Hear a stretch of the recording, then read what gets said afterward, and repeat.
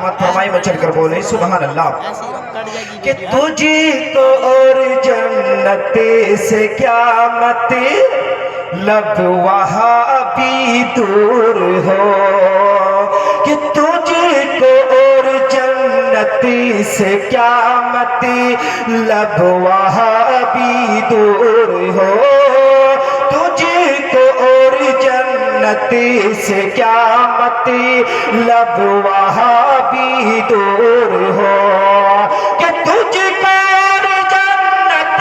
سے کیا مطلب وہاں بھی دور ہو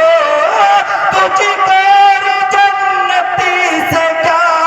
مطلب وہاں بھی دور ہو ارے ہم رسول اللہ کے ہم رسول اللہ کے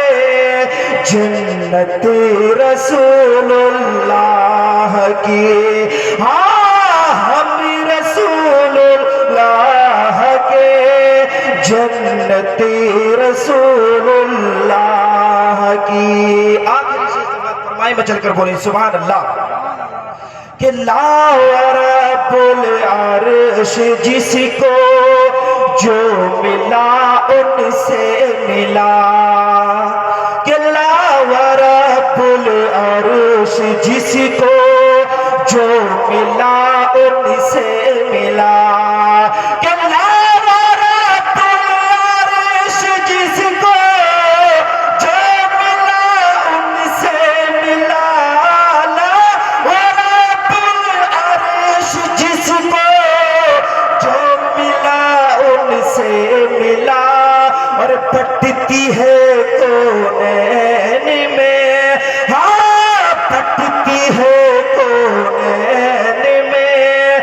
نعمت رسول اللہ کی بٹتی ہے کونین میں نعمت رسول اللہ کی محترم حضرات آپ حضرات سبحان اللہ بولیں گے تو 90 نیکیوں کا ثواب ملے گا آئی سمجھ میں شاعر کہتا ہے آپ کے حالات تو یہ ہے بتاؤں میں کہ بے وفا بے وفائی کے سوا کیا دے گا کہ بے وفا بے وفائی کے سوا کیا دے گا جس کا دامن ہی نہیں ہوا کیا دے گا جس کا دامن ہی نہیں ہوا کیا دے گا اور جس نے آنگن میں لگائے ببول کے درخت جس نے آنگن میں لگائے ببول کے درخت بھلا تحفے میں کانٹوں کے سوا اور کیا دے گا بھلا تحفے میں کانٹوں کے سوا اور کیا دے گا شاعر کہتا ہے کہ اے دیوانوں گھر کو سجاؤ سرکار کہ اے دیوانوں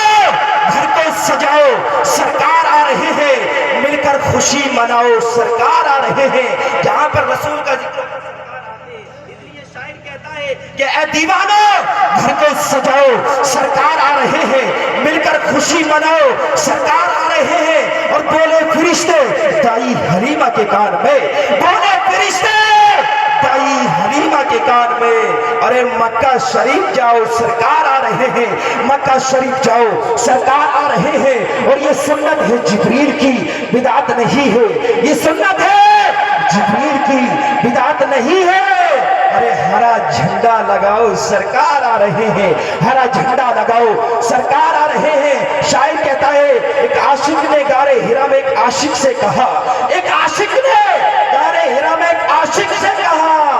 ارے انگلی ذرا ہٹاؤ سرکار آ رہے ہیں انگلی ذرا ہٹاؤ سرکار آ رہے ہیں محترم حضرات آپ حضرات بڑی سستی کے ساتھ بیٹھے ہوئے ہیں محترم حضرات ہمارے نوجوانوں کا حال تو یہ ہے یہ ادھر ادھر کھڑے رہتے رسول کی محفلیں ہوتی ہیں لیکن پھر بھی ادھر ادھر کھڑے رہتے ہیں کوئی اور محفل ہوتی ہمارے نوجوان ہمارے بزرگ یہاں پر آ کر بیٹھے ہوئے ہوتے محترم حضرات ہم اور آپ بڑی مغموم سے چہروں کو لے کر گھومتے ہیں جب رسول کی محفل ہوتی ہے محترم حضرات اور چاروں طرف بھاجتے ہیں غیر لوگوں کے قریب جاتے ہیں جن لوگوں سے محبت کرنی چاہیے تھی ہم ان سے محبت نہیں کرتے والدین سے محبت کرنی چاہیے تھی ان سے محبت نہیں کرتے اپنے بہن بھائیوں سے محبت کرنی چاہیے تھی ان سے محبت نہیں کرتے میں آپ کو بتاتا چلتا ہوں محبت کرنی ہے تو ایسی کرو جیسے کہ حضرت صدیق اکبر نے کی محبت کرنی ہے تو ایسی کرو جیسے کہ حضرت عثمان غنی نے کی محبت کرنی ہے تو ایسی کرو جیسے فاروق اعظم نے کی محبت کرنی ہے تو ایسی کرو جیسے حضرت علی نے کی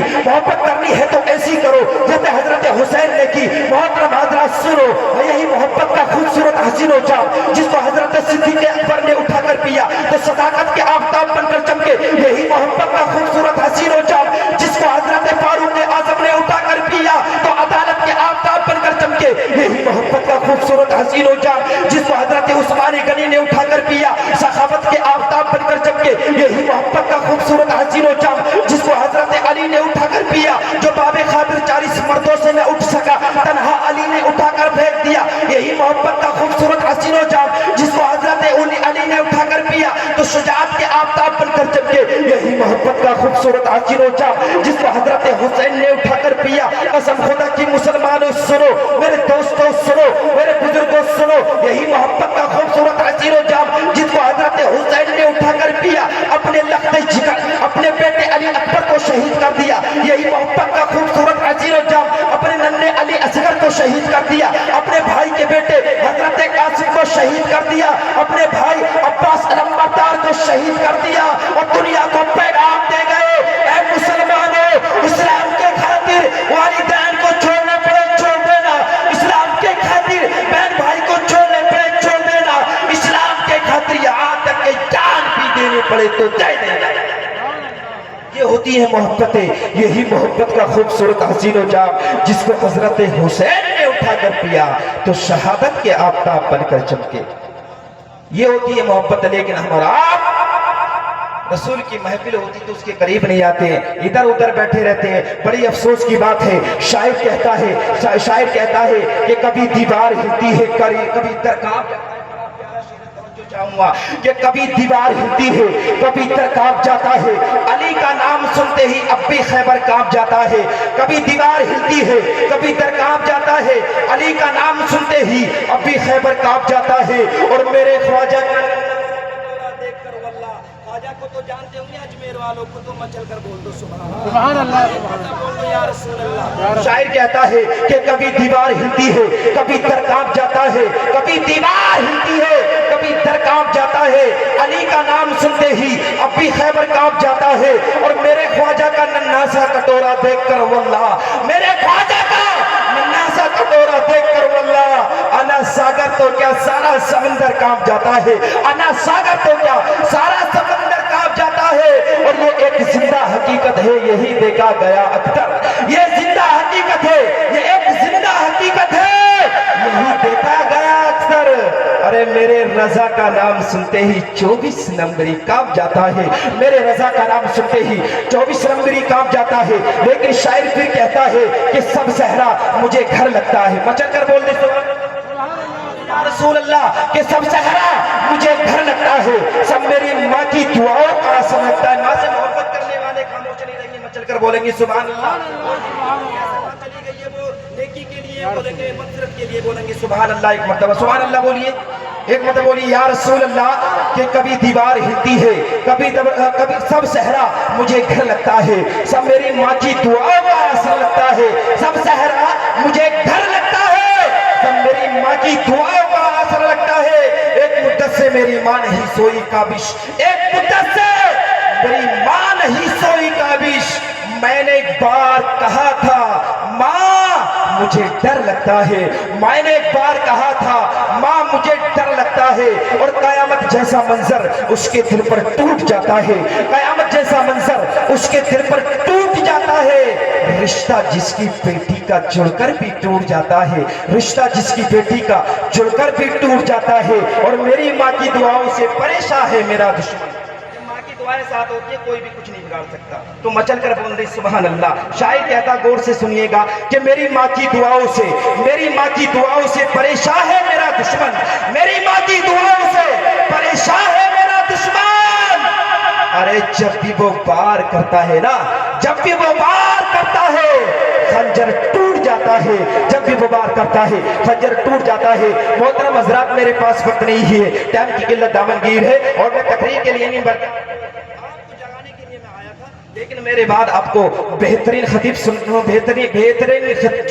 تقریر سننی ہے اور خطیب الہندوستان حضرت حافظ قاری علامہ مولانا مفتی ارمان صاحب کو قبلہ کو آپ کو سماعت کرنا ہے، لیکن میں حضرت کو پیش کروں گا۔ شاعر کہتا ہے کہ میرے مولا میری آنکھوں میں روانی دے دے، میرے مولا میری آنکھوں میں روانی دے دے، خشک دریا ہو بہتا ہوا پانی دے دے، اور جو دیکھے کہے مجھ سے ہے نبی کا غلام، میرے چہرے پہ کوئی ایسی نشانی دے دے۔ میں آپ کے سامنے خطیب الہندوستان، ہم سب کے مہمان، اعلیٰ حضرت کے پاس گھر غلام قطب ربانی عاشقان محبوب سبحانی حضرت علامہ مولانا مفتی ارمان صاحب قبلہ کو آپ کی محبتوں کی دہلیز پر پیش کر رہا ہوں، لیکن آنے سے پہلے اتنا کہوں گا کہ قلندر سنگ مرمر کے مکانوں میں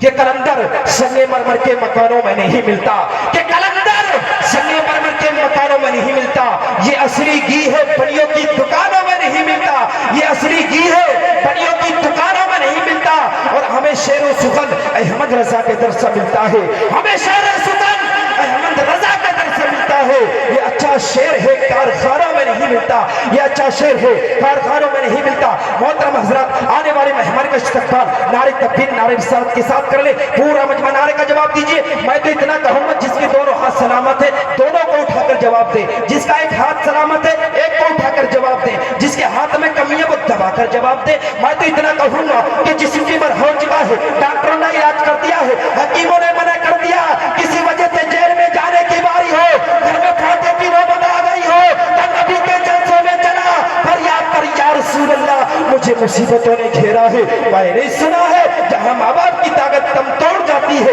آپ کا پیار سہارا دیتا ہے، آپ کی محبت کلیجے سے لگا لیتی ہے۔ پورا مجمع ایسا نعرہ لگاؤ، رحمتلی تمہاری آواز کو دیکھے، تمہارے جذبات کو دیکھے، تمہارے انداز کو دیکھے، تمہارے ہاتھوں کو دیکھے، اور یہ سوچنے پر مجبور ہو جائے یہ جلسہ منڈیا میں نہیں بلکہ مدینہ شریف میں ہو رہا۔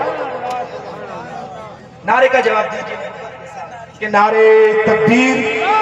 نعرے رسالت مسلک اعلیٰ حضرت۔ یہ پیچھے والے بھیا شعر کو سن لے، خاموش رہنے سے طوفان بھی آ جاتے ہیں، پتہ ہے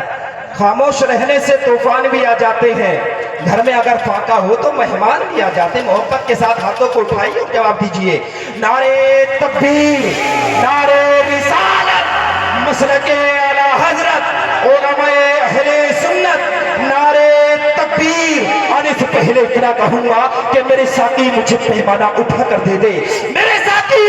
مجھے پیمانہ اٹھا کر دے دے، بس میرے محبوب کا نذرانہ اٹھا کر دے دے، اور ایک چاند سے رندوں کا بھلا کیا ہوگا، اگر مجھ کو دینا ہے تو میں کھانا اٹھا کر دے دے۔ سمجھتا نہیں ہے اب ہمارے سوال ہے، یہ مجمع آپ کے حوالے، اور میرا یہ کام تھا کمان کے لگانے تک، تیر خود ہی پہنچ جائے گا اپنے نشانے تک۔